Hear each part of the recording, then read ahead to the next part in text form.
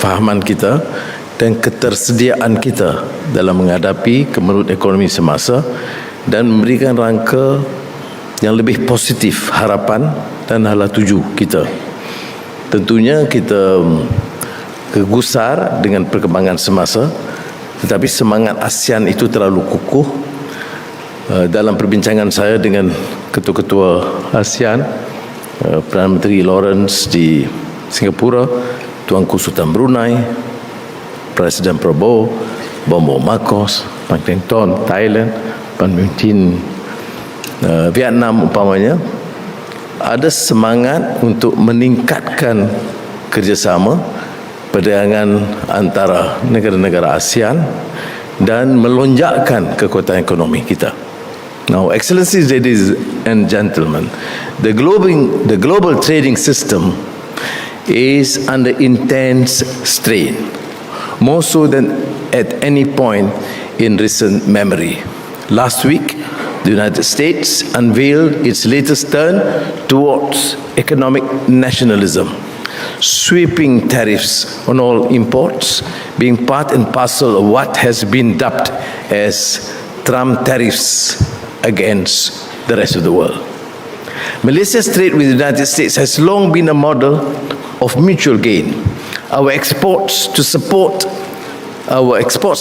not just growth here, but high quality jobs across the United States. This commercial relationship has served both countries well, but these measures may end up harming all. Yet, we do not believe in megaphone diplomacy. As part of our soft diplomacy of quiet engagement, and I built this consensus among ASEAN leaders, we will be dispatching, together with our colleagues in ASEAN, our officials in Washington to begin the process of dialogue. There may be limited room to revisit the underlying intent, but there is still scope for adjusting the policy's implementation. In the meantime, Malaysia will adapt as we always have. Winds may shift, but we do not drift. Our trade diversification strategy is already gathering space. Our cohesiveness within ASEAN believe that the intra-trade amongst ASEAN, investments and joint collaboration must be further enhanced. While we intend to remain steadfast trade partners with the United States, we will in tandem do whatever it takes to safeguard our economic interests. This includes engaging proactively with the United States towards achieving a mutually beneficial outcome, and at the same time diversifying our ties with all major trade markets across the EU, Asia, Middle East, Africa, and particularly China, Korea, and Japan. Now, these efforts are not occurring in a vacuum. They unfold against a backdrop of mounting uncertainty, one that transcends any single country's policy choices. Globalization, once assumed to be forging ahead, now appears to be in retreat. Protectionism is resurgent. Supply chains are being reconfigured, and multilateralism is increasingly spoken of in the past tense. In this environment, ASEAN stands out as a beacon of hope and positivity. We are still broadly committed to openness, cooperation, and institutional continuity. Our total trade in goods stands at $3.5 trillion. Of course, this figure is not guaranteed. While the barrage of tariffs sweeping across the world in fast and furious fashion, we are witnessing the fraying of the global order. Therefore, ASEAN must rely more on itself. This means strengthening inter-ASEAN trade. We must move beyond rhetoric to execution. Tariff liberalization within the region is largely complete, but regulatory alignment, cross-border logistics, digital connectivity remain unfinished business. It also means safeguarding and expanding our external linkages. Our dialogue and sectoral partners span 6 continents. Few regional blocs can claim such a network. As chair this year, Malaysia will prioritize the revitalization of strategic platforms such as the ASEAN Plus Three as mechanisms for economic resilience. Our vision for ASEAN is a prosperous, sustainable and inclusive region. This will require political will, serious capital, fortitude and a strong dose of good fortune. It will also require swift progress in initiatives at the sub-regional level. A key example in this is the Johor-Singapore Special Economic Zone. Unprecedented, and it shows the will, courage, commitment of leaders of both countries to decide on policies on a win-win basis and in interest not only of Johor or Malaysia and Singapore, but in the region.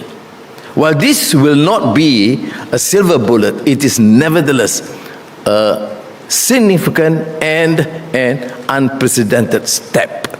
By lowering barriers and coordinating policy between these two closely linked economies, we create a demonstration effect, a case study in cross-border economic logic.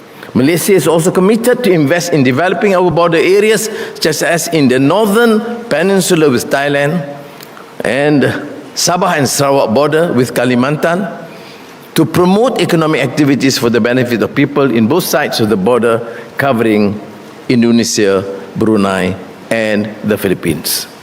Resilience also requires investment in infrastructure that can weather storms, both literal and financial. Our Southeast Asian neighbors are especially prone to natural disasters. Furthermore, the effects of climate change have become more insidious. Our capacity to manage adverse weather events, safeguard critical infrastructure, and protect vulnerable communities must be significantly improved. Green growth is no longer a matter of environmental virtue, but a strategic economic necessity. Technologies such as carbon capture, circular production models, and low-emission innovations are not peripheral experiments. Indeed, they are poised to define the industrial landscape of the coming decade. And then there is the digital economy, a space of both great promise and great inequality. The region's digital transformation is well underway but uneven. Meantime, the trajectory of artificial intelligence is surging ahead with the speed of lightning. If this asymmetrical digital progress is left unchecked, it risks deepening divides. Investments in digital literacy, infrastructure, empowerment, and governance must go hand in hand.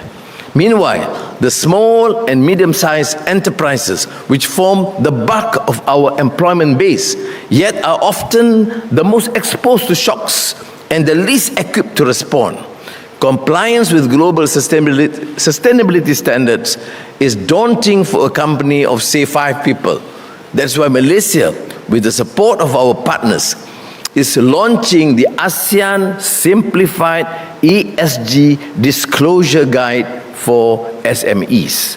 This is a practical tool to help small businesses take their first step towards more sustainable and transparent operations. It is initiatives like this, concrete and grounded, that will decide whether our vision for ASEAN becomes a reality or fades into a footnote of history. Excellencies, ladies and gentlemen, at times like this, there is a temptation to retreat into nostalgia or fatalism, to assume that the international order is beyond repair, or that regional cooperation is too slow to matter. But ASEAN has always been a creature of evolution, not revolution. Its strength lies not in drama, but in durability. our nearly 6 decades, now over 6 decades, it has withstood wars, crises, coup, and still managed to inch forward, often frustratingly, but forward nonetheless. Today, even more pertinent than ever, we must pursue greater economic integration in ASEAN. During this week's ASEAN Finance Track, as you will hear of various efforts to strengthen our economic cooperation. These include the ASEAN Power Grid. We're engaging with the private sector investors and also MDBs like the ADB and the World Bank on financing projects to transmit electricity from Vietnam to Kelantan by submarine cables and on to Singapore by on-land transmission lines. Expanding ASEAN payment connectivity. We currently enjoy digital payment connectivity between Malaysia, Indonesia, Singapore, and Thailand. Later today, we launch extending the payment linkage to between Malaysia and Cambodia with the ambition to cover the other nations in ASEAN.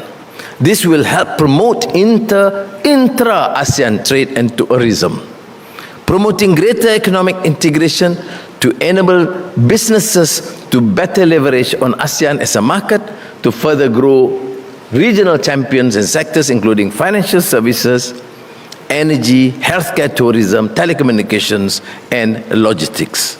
Now, the Trump tariffs are not the first challenge to multilateralism, nor will they be the last. But if ASEAN can hold its nerve, staying open, pragmatic, and cohesive, it may yet be among the last believers in a world that works better when it works together. With that, I am pleased to launch the ASEAN Simplified ESG Disclosure Guide for SMEs in supply chains. Terima kasih. Thank you. Sese.